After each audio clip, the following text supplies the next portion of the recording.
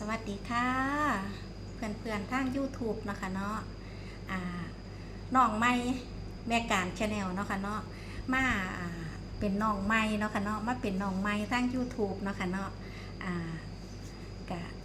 แวะเขามาทักทายเนาะค่ะเนาะเมื่อนี้ไปโรงเรียนค่ะเมื่อนี้ไปโรงเรียนกลับมาเนาะค่ะเนาะไปโรงเรียนกลับมาเราก็เลยแวะเขามาเนาะค่ะเนาะแวะเขามาหาเพื่อนๆแวะเขามาหาพี่ๆน้องๆผู้ทุกคนเนาะค่ะเนาะใน YouTube เนาะค่ะเนาะผู้กันเขามาเบิ่งมาชมกดไลค์กดแชร์กดติดตามให้ย่ายกะแม่การชาแนลเนาะค่ะเนาะแม่การกับ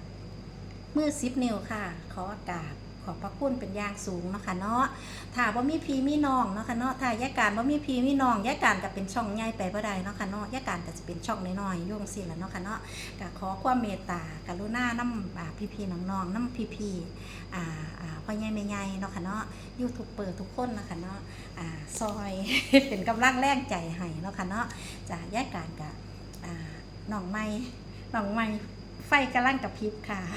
เปิดไฟเขียวด้วยค่ะเด้อเปิดไฟเขียว เปิดไฟเขียวให้กับทุกคนเนาะค่ะเนาะจะเมื่อนี้เป็นมาเป็นอายุเป็นเด็กเนาะค่ะเนาะเป็นเด็ก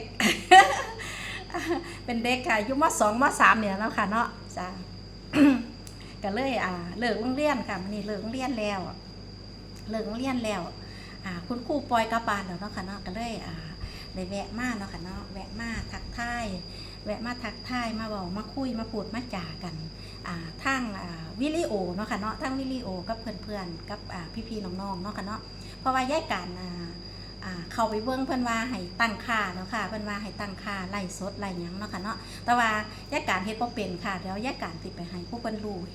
ซอยเนาะค่ะเนาะซอยเฮ็ดให้เพราะว่าย่ายการเฮ็ดยังบ่ทันได้เป็นเนาะค่ะเนาะหัวตั้งแต่กำลังเรียนรู้กำลังมาหัดมาเฮียนเนาะค่ะเนาะคันผู้ใดรุ่นพี่เพิ่นนั่นล่ะก็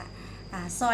ยในเด้อค่ะเด้อซอยปากซอยเว้าซอยแนะนำแน่ค่ะเพราะว่าย่าการก็ยังบ่ทันฮู้จักเนาะค่ะเนาะก็ยังบ่ทันฮู้จักอันใดอันตัดต่อภาพตัดต่อหยังก็เฮ็ดบ่เป็นค่ะเฮ็ดจังไดก็ลงไปจังสั่นโลดเนาะค่ะเนาะ ตามภาษาบ้านๆเนาะค่ะเนาะคนบ้านๆเนาะ คนบ้านๆไทยบ้านๆเนาะค่ะเนาะก็มีแต่รอยยิ้มเนาะค่ะเนาะรอยยิ้มความสดใสของวัย14-15 ปีนี่แหละค่ะมาฝากมาตอนเนาะค่ะเนาะ ฝากไว้ในอ้อมอกอ้อมใจเนาะค่ะเนาะเพราะว่ากะจังสี่ล่ะค่ะ ว่ามาฮอด14-15-16สิเว้าไปจังใดล่ะเฮ้อ ก็ยังน้องใหม่ไฟกับพริบอยู่เนาะค่ะเนาะกำลังหัดเนาะค่ะเนาะกำลังหัดกันล่างเฮียนค่ะพี่ๆน้องๆเพื่อนๆฟุ้งๆเนาะค่ะเนาะเห็นกะ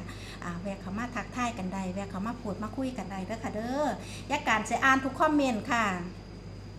เขามาคอมเมนต์ถิ่มไว้เด้อค่ะเด้อย่าการกับสิอ่านทุกคอมเมนต์อันใดผิดอันใดพลาดหรือว่าย่าการสิย่างไปแนวทางจังใดค่ะ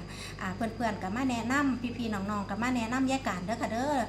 เขียนคอมเมนต์มากก็ได้ค่ะเดี๋ยวย่าการสิเข้าไปเนาะค่ะเนาะเข้าไปอ่านทุกคอมเมนต์ค่ะติเตือนได้ค่ะติเตือนได้บอกกันได้เนาะค่ะเนาะบอกได้สอนได้จ้าหัวตา14-15 ปีนึงค่ะบอกสอนได้หัวก็อ่อนๆอยู่ค่ะ หัวประแข็งค่ะหัวอ่อนๆอยู่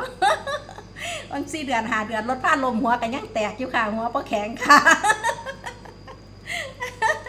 หัวประแข็งค่ะหัวยังอ่อนอยู่ ขอบคุณหลายๆเด้อเพื่อนๆขอบคุณอีกทีนึงค่ะแวะเข้ามารับชมเนาะค่ะเนาะแวะเข้ามารับชมเป็นกำลังแรงใจให้ย่าการกดไลค์กดแชร์ให้เนาะค่ะเนาะกดคอมเมนต์ให้เขียนคอมเมนต์ให้ค่ะฝากไว้เด้อค่ะเด้อเขียนคอมเมนต์ไว้อยากเว้าหยังกับย่าการเว้าหยังกับแม่การชาแนลก็เขียนไว้เด้อค่ะเด้อแม่การก็สิเข้าไปอ่านเนาะค่ะเนาะเข้าไปอ่านเข้าไปคุยกับเพื่อนๆเนาะค่ะเนาะก็ขอบพระคุณอย่างสูงขอบพระคุณหลายๆเนาะค่ะเนาะจ้าขอมาพบป้าสมีสักก่อนเนาะค่ะเนาะให้ไล่สดได้มือใดสักเกินเนาะค่ะเนาะจังเขามาเว้ามาคุยกันเว้ากันนัวหัวกันมวนเนาะค่ะเนาะจ้าวัดดีจ้า